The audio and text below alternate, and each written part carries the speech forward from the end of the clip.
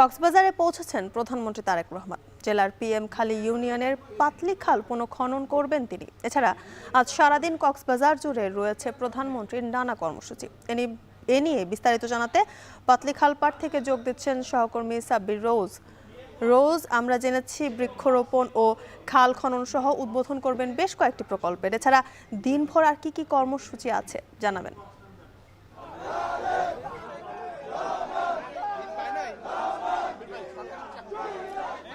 জ্যোতিকা, আপনি দেখতে পাচ্ছেন হয়তো বা ক্যামেরার মাধ্যমে যে একদমই বৈরী আবহাওয়া সকাল থেকে, এবং এই আবহাওয়া উপেক্ষা করেই এই পাতলি যে খালপাড় রয়েছে সেই খালপাড়টিতে আমরা রয়েছি, এবং এই খালপাড়টিতে অসংখ্য মানুষও জড়ো হয়েছেন প্রধানমন্ত্রীর আগমন ঘিরে। তিনি ঠিক 5 মিনিট আগে কক্সবাজার বিমানবন্দরে কিন্তু নেমেছেন, এবং তিনি কক্সবাজার বিমানবন্দর থেকে এই পাতলি খালপাড়ের দূরত্ব প্রায় 15 কিলোমিটার। তিনি সেখান থেকেই এই খালপাড়ে আসবেন এবং এই পুনঃখননের কাজের উদ্বোধন করবেন তিনি। এই খালটি মূলত 1979 সালে কিন্তু তার বাবা তৎকালীন রাষ্ট্রপতি জিয়াউর রহমান এই খালটি খনন করেছিলেন। সেই বাবার দেখানো পথেই হাঁটবে ছেলে, এমনটি মনে করছেন এই স্থানীয় যারা জনগণ রয়েছে। এবং মূলত বর্তমান সরকার কিন্তু জলাবদ্ধতা নিরসন, কৃষি উৎপাদন বৃদ্ধি এবং গ্রামীণ উন্নয়নের যে একটি কাঠামো রয়েছে সেই কাঠামোর উন্নয়নমূলক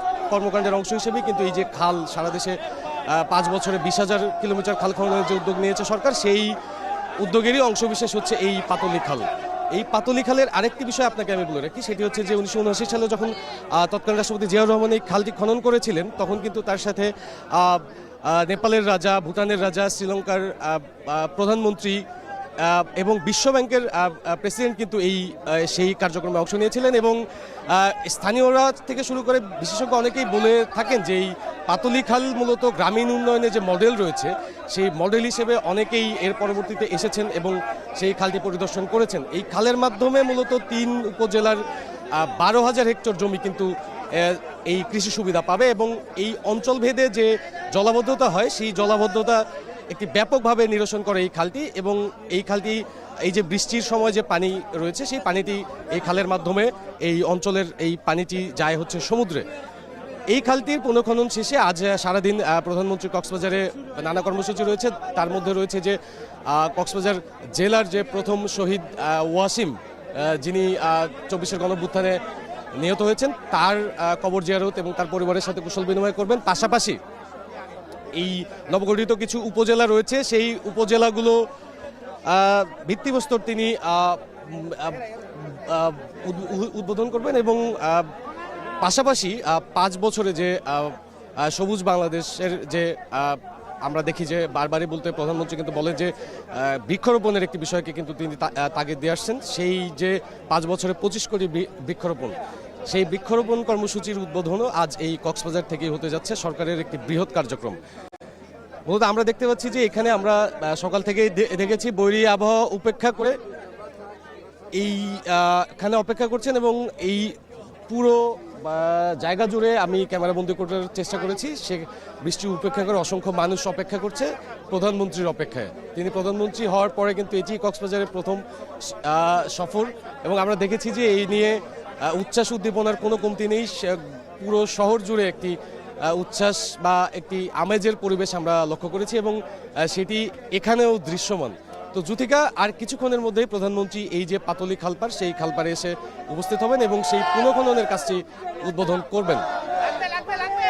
রোজ, আমরা আরও জানতে চাই বৃক্ষরোপণ এবং খাল খননের পাশাপাশি তিনি কি সারাদিন আজকে কক্সবাজারে অবস্থান করবেন নাকি অন্য কোথাও যাওয়ার পরিকল্পনা রয়েছে, জানাবেন আমাদের বিস্তারিত।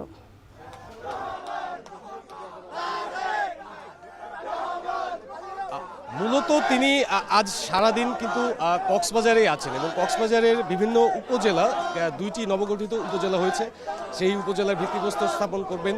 পাশে চকরিয়া, পেকুয়া একটি তার জনসভা রয়েছে, সেই জনসভাটি ঠিক 4টায় অনুষ্ঠিত হবে। এই যে সারাদিনের যে কার্যক্রম, এই কার্যক্রমগুলো শেষ করে তিনি সেই জনসভায় যে কক্সবাজার এর যে তৃণমূলের যে নেতৃবৃন্দ রয়েছেন বা নেতাকর্মী রয়েছেন তাদের উদ্দেশ্যে তিনি বক্তব্য রাখবেন। আমরা দেখেছি যে এর পাশাপাশি কিন্তু তার একটি যৌথ সভা বা সুধী সমাবেশও রয়েছে, সেটিতেও তিনি অংশগ্রহণ করবেন। মূলত প্রধানমন্ত্রী সারা দেশের যে সফরগুলো রয়েছে বা সারা দেশে যে ভ্রমণ করছেন তিনি, সেখানে কিন্তু এই সরকারের কর্মকাণ্ডের পাশাপাশিও কিন্তু দলীয় একটি সাংগঠনিক কর্মকাণ্ড থাকে। তো সেই জায়গা থেকে তিনি নেতাকর্মীদের নানা ধরনের দিক নির্দেশনা থেকে শুরু করে অঞ্চল ভেদে যে ধরনের বিষয়গুলো থাকে সেই বিষয়গুলোতে তিনি জোর দিয়ে থাকেন। তো এই ধরনের বিষয়টি কিন্তু আমরা লক্ষ্য করছি যে তিনি সব জায়গাতেই করছেন। তো এই মূলত এই খাল পুনঃখনন এবং বৃক্ষরোপণের পাশাপাশি জনসভা রয়েছে এবং পাশাপাশি দলীয় সাংগঠনিক তৎপরতাও তার থাকবে সারাদিন। জ্যোতিকা, প্রধানমন্ত্রীর কক্সবাজার সফর ঘিরে সেখানকার সবশেষ খবর জানাতে যুক্ত ছিলেন সাব্বির রোজ।